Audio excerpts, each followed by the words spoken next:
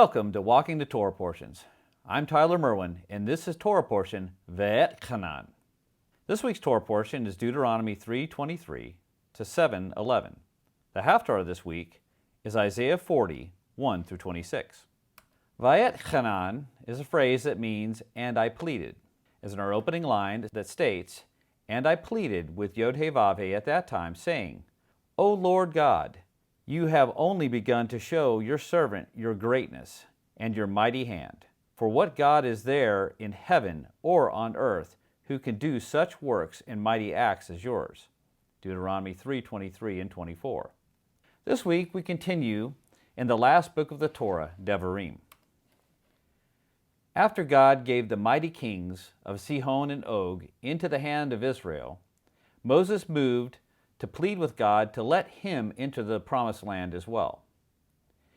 The Hebrew word chanan, or pleaded, is understood as one of 10 terms for prayer, and it's a prayer that seeks undeserved favor. The word structure Moses uses to call upon the Holy One in this opening line is also unusual. In our English Bibles, it's Lord God with a first letter capitalized Lord and then all caps God, instead of the usual all caps Lord and first letter capitalized God. So we know the normally used capital L-O-R-D is Yod-Heh-Vav-Heh, and normally following is the first letter capitalized God, which is Elohim in Hebrew. Yod-Heh-Vav-Heh, of course, relates to the mercy side of God, and Elohim relates to the judgment. But here our text is Lord with just a capital that actually means Adonai. Adonai means master. And then the all caps G-O-D is actually Yod-Heh-Vav-Heh in the Hebrew. So on the face it would just say Lord Yod-Heh-Vav-Heh. But it's even more different than that. The Yod-Heh-Vav-Heh in the Hebrew here is actually not voweled like it normally is throughout the Torah. Here, Yod-Heh-Vav-Heh is actually voweled with the same vowel points as Elohim, or God. So remember that Hebrew is mostly consonant letters that can be pronounced differently with different voweling. Kind of like if I use the English words bat, like a baseball bat, bet, like I placed a bet at Vegas, or bit, like I bit myself, all have 3 letters, all start with B and with T. So if this was Hebrew per se, all you would see in the text is BT. So how would you know whether it's bat, bet, or bit? Well, it'd be the voweling. So they have little dots and lines underneath the letters to let you know how to pronounce it. Then you would know which of those words are appropriate. So the sages see this is a combination of actually Yod-Heh-Vav-Heh and Elohim together in one word that express his attribute of being merciful even in his judgment. We see this one other time in the Torah, back in Genesis 15:2, and it's spoken when by Abraham after he rescued his nephew Lot from the 3 kings. And God told Abraham at that time that his reward would be great. But Abraham replied that he was still childless and his servant will inherit all that he had. Please let me go over and see the good land beyond the Jordan, that good hill country and Lebanon. But Yod-Heh-Vav-Heh was angry with me because of you and would not listen to me. And Yod-Heh-Vav-Heh said to me, enough from you. Do not speak to me of this matter again. Deuteronomy 3:25 and 26. It's believed that Moses isn't trying to get reinstated in his leadership position at this point, to go in and conquer the land, as he has full faith and confidence in Joshua to handle that task. Moses just wanted to experience the physical land of Israel. God closes the door on his request, but instructs him to encourage and strengthen Joshua as he will lead the people in. And now, O Israel, listen to the statutes and the rules that I am teaching you, and do them, that you may live. And go in and take possession of the land that Yod-Heh-Vav-Heh, the God of your fathers, is giving you. You shall not add to the word that I command you, nor take from it, that you may keep the commandments of Yod-Heh-Vav-Heh your God, that I command you. Deuteronomy 4, 1 and 2. Moses tells the people and us not only to listen, but also to do the commandments of the Holy One. Why? It's so that we will live, and so that we will possess the promised land, which still lays ahead of us while we are still in exile. We are all in exile, whether we realize it or not, if we're not in the promised land of Israel. And even those living in the promised land today are still in a type of exile until Yeshua returns to redeem it to himself. God also tells Moses not to add to or subtract from his commandments, but to observe them. Our Jewish brothers are sometimes accused of adding to the Torah by the use of the oral law. This has generally been mischaracterized in our walk, by myself as well. The oral law is said to have been given to Moses on Mount Sinai, along with the written Torah. The oral Torah was not creating new commandments or adding to the Torah, but rather giving more specific details on how to walk out the written law. This ended up finally being written down as the Mishnah in about the 3rd century. Now, I'm sure that Moses did receive more specific instructions from the Holy One, as many of the commandments can be carried out in so many different ways. And if Moses didn't have any more specific direction, all kinds of people would be doing all kinds of things. My issue with it, not being written down until the 3rd century, is that many edits would have occurred over that long stretch of time. The writing was also done after the time of Yeshua. So there's some bias, I'm sure, that's mixed in that can be found within the Mishnah against Yeshua and his followers. As an example, the Amidah, which is a beautiful prayer that's normally said twice a day, has 18 benedictions, 18 small prayers. Well, a 19th prayer was added. It was a prayer about the heretics, not to follow them. This was targeted at Yeshua and his followers, but not only that. There was a lot of other different things that were trying to creep in and corrupt the Judaism at that time. But that's just one example. Many of our practices that we observe today are actually taken from the oral law. But the oral law is not binding on us unless we convert to Judaism, where in that process of conversion, you will take an oath to uphold the written and oral law. Then it does become binding on you as law. So am I saying that we, as grafted in believers, should follow the oral law? No, I am not. We have the freedom in Messiah to follow or not follow some or all of the oral law, without condemnation from our brothers or sisters if they decide to observe their faith differently than we do. So I think the argument is not that our Jewish brothers are actually adding to the Torah, but instead whether the oral law or the oral Torah is the way to keep the commandments of the Torah or just a way to keep the commandments of the Torah. I believe it is a way of keeping them. Paul describes himself as a Pharisee of Pharisees, someone who had been ultra-religious and ultra-Torah and oral law observing.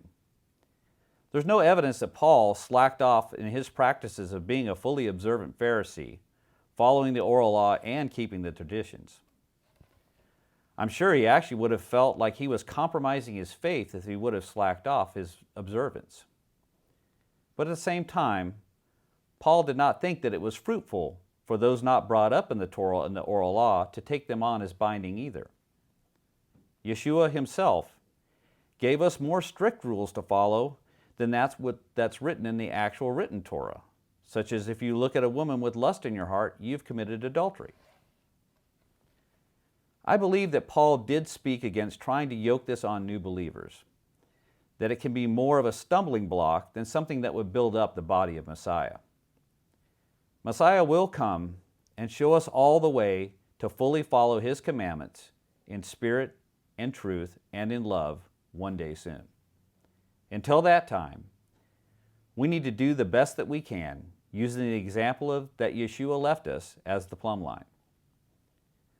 Let's not let this be a divisive issue in our walk, and give one another grace. My only fear is that accusing our Jewish brothers of adding to the Torah, which is actually a sin, we may actually risk being judged by the Holy One for lashon hara, or evil speech or slander. So our text goes on and brings us to Mount Sinai and the giving of the 10 Commandments. And you came near and stood at the foot of the mountain, while the mountain burned with fire to the heart of heaven, wrapped in darkness, cloud, and gloom. Then Yod-Heh-Vav-Heh spoke to you out of the midst of the fire. You heard the sound of words, but saw no form. There was only a voice. And he declared to you his covenant, which he commanded you to perform, that is, the 10 Commandments. And he wrote them on 2 tablets of stone.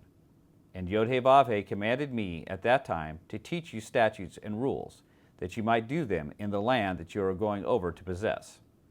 Deuteronomy 4:11-14. Our God is a consuming fire, and we are to listen to his voice. Our English translation that has the 10 Commandments in the Hebrew is actually the 10 words. Beginning in verse 15, we're reminded not to make any carved images or likenesses of anything in the heavens or on earth. The implication here is not about art. It's about making false gods, or trying to make Yod-Heh-Vav-Heh into some sort of a physical symbol.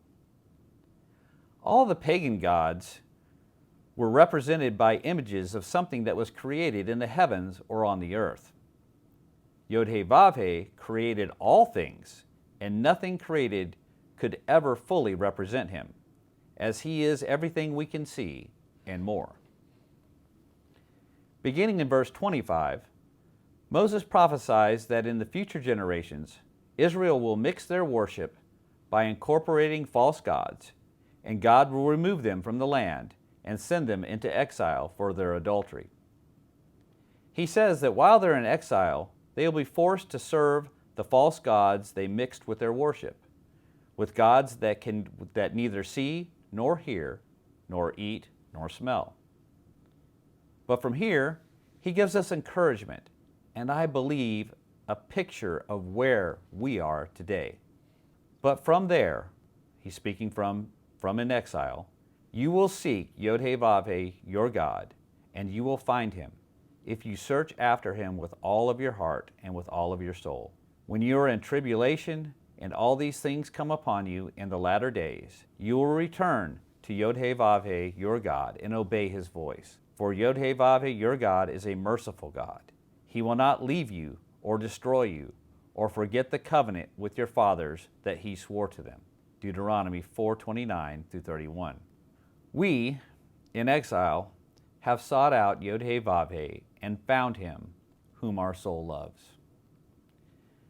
My translation states that when tribulation comes upon you in the latter days, that would be more accurately translated at the end of days. This is a very prophetic phrase and is also used by the prophet Daniel to speak of the end times. The sages say that this term refers to the period just before the coming of Messiah. I believe we are in this time. Chapter 5 begins by covering the 10 Commandments given at Sinai. Many of the people hearing this were either very young or not even born when the event happened in Exodus. Not with our fathers did Yod-Heh-Vav-Heh make this covenant, but with us, who are all of us here alive today. Deuteronomy 5:3. The concept God is giving us here through Moses is that if we have been grafted into Israel through the blood of Yeshua, we also stood at Mount Sinai and received these words. This is just like how we are commanded during Pesach, or Passover, to tell our children how God delivered us personally out of Egypt with a strong hand and an outstretched arm. One of the differences in the 10 Commandments as spoken here, compared to the original in Exodus, is the fourth commandment regarding the Sabbath. In Exodus, it says to remember the Sabbath, and here it says to shamar the Sabbath. Shamar means to keep and to guard. This is the same Hebrew word commanded to Adam in the garden, to guard and to keep the Garden of Eden. So we are not only to remember the Shabbat, remembering would talk about the creation, but we are also to keep and to guard it vigilantly. It also tells us that everyone, man and beast, that is under our control, must observe the Shabbat. Moses reminds them that they were delivered from slavery in Egypt, therefore even slaves should keep the Sabbath. This is why we light the 2 candles at Erev Shabbat, and they're dedicated to creation, which is an Exodus reference, and redemption, which is the Deuteronomy reference, for being delivered from Egypt and for our redemption through Yeshua. And you said, behold, Yod-Heh-Vav-Heh, our God, has shown us his glory and greatness, and we have heard his voice out of the midst of the fire. This day we have seen God speak with man, and man still live. Now therefore, why should we die? For this great fire will consume us. If we hear the voice of Yod-Heh-Vav-Heh, our God, any more, we shall die. Deuteronomy 5:24 and 25. The people feel like they will physically die if they are exposed to the holiness of God any longer. They then asked Moses to be the intermediary between them and God, and they agreed to do whatever Moses relays back to them. Chapter 6 begins with Moses calling upon Israel to diligently keep God's commands so that it will go well for them and their children all the days of their lives while they are in the land. In verses 4 through 9, we get the Shema, the central declaration to our allegiance to God, and what Yeshua calls the greatest commandment. Hear, O Israel, Yod-Heh-Vav-Heh, our God, Yod-Heh-Vav-Heh is one. You shall love Yod-Heh-Vav-Heh, your God, with all of your heart, and with all of your soul, and with all of your might. And these words that I command you today shall be on your heart.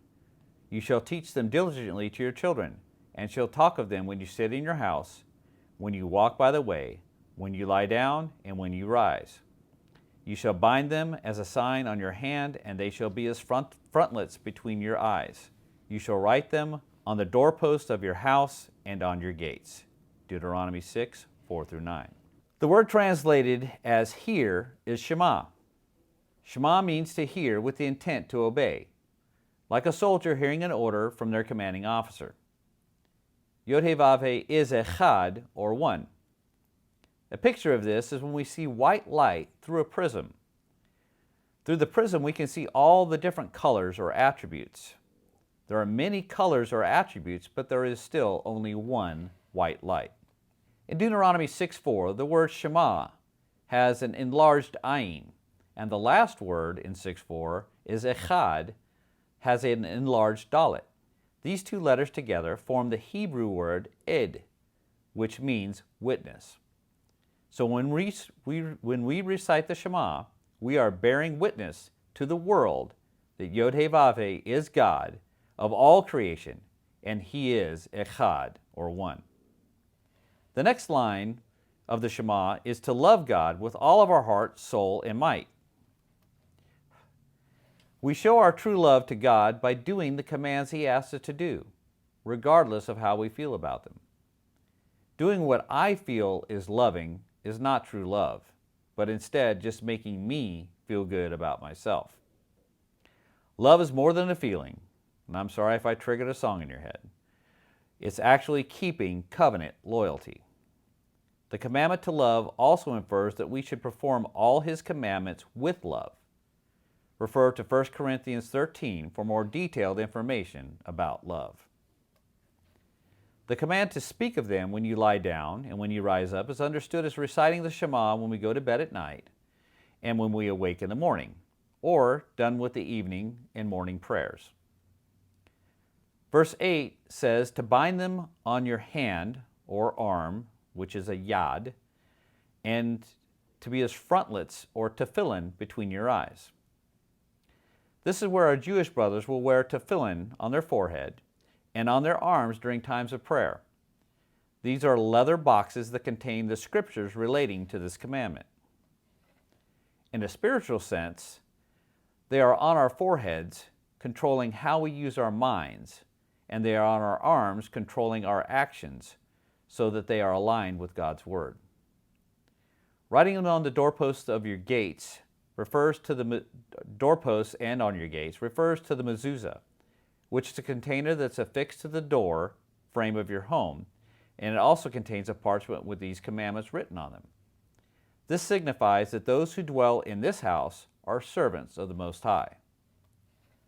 The reference to the gates will refer to the city gates of a righteous city, where all who enter would see that that city is dedicated to serving Yod-Heh-Vav-Heh. The city gates are also an area where all legal business was done in ancient times. So the Shema is Deuteronomy 6, 4 through 9, but the shorter original version, which is more commonly recited, is Deuteronomy 6, 4, followed by, "Blessed be his name and his glorious kingdom forever and ever."